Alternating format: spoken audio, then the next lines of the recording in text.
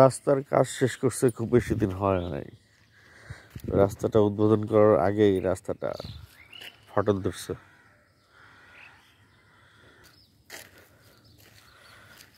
এবং এই যে এই পাশটায় ডোবা ছিল, এই জায়গাটাতে বেসিক্যালি একটা কোনো রকমের একটা ওয়াল দিছিল, যে ওয়ালটা সরে গেছে। এখানে রড দিয়ে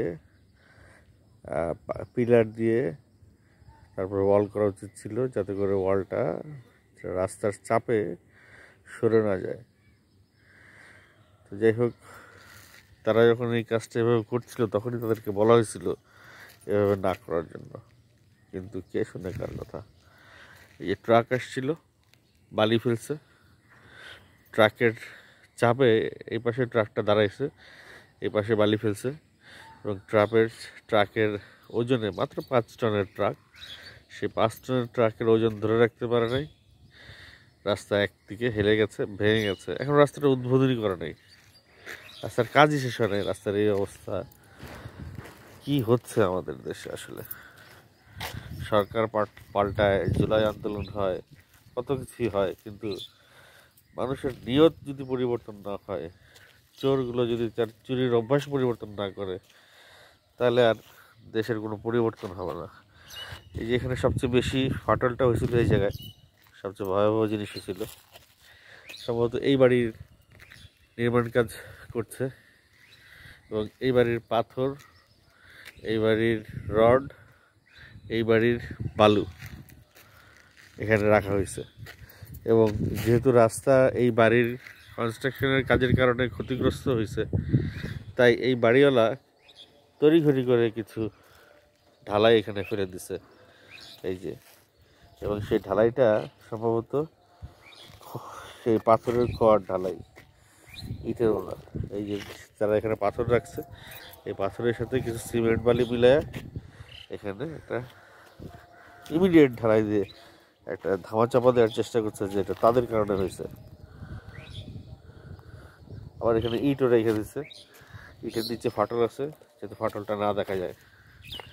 এ পুরা ফেটে গেছে, রাস্তা ড্যাবে গেছে ডাইবা। তারপরে যে গর্ত হয়েছে, সেই গর্তের উপরে বেসিক্যালি এই যে একটা ঢালাই দিয়ে এরা ধামাচাপা দেওয়ার চেষ্টা করছে। যাই হোক, এদেরও দোষ না, এদের বাড়ির কাজ করবে, এদের তো কনস্ট্রাকশনের জিনিসপত্র আনতেই হবে। তো রাস্তা তো সেই টেম্পারারি করতে হবে, যাতে ট্রাক ঢুকলে এইভাবে ভেঙে না যায়। তো এরা ভাবছে এদের দোষ, বেসিক্যালি দোষ এদের না, দোষ রাস্তা যারা বানাইছে তাদের দোষ। রাস্তাটা যখন সয়েল রেডি করছে, তখন সয়েল টেম্পারমেন্টটাই ঠিক হয় নাই। এই হচ্ছে আমার সোনার বাংলাদেশ। এর আগে আমি রাস্তার আর একটা পার্টে এই অবস্থা দেখাইছিলাম, আর আরও সামনে আমার দেখাইতে হবে হয়তো এরকম। রাস্তার লোকেশনটা বলে দিচ্ছি, এদিকে হচ্ছে সুজারপাড়া, আর এদিকে হচ্ছে চারাগিপাড়া।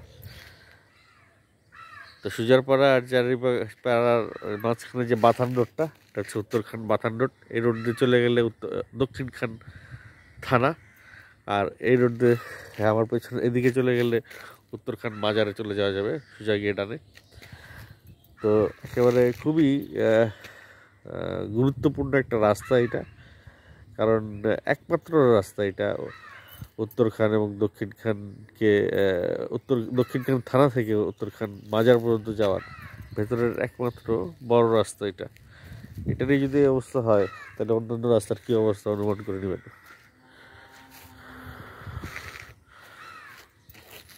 এই যে এটা থেকে ঢালাই বের করছে গতকালকে রাতে, এই যে তার নমুনা।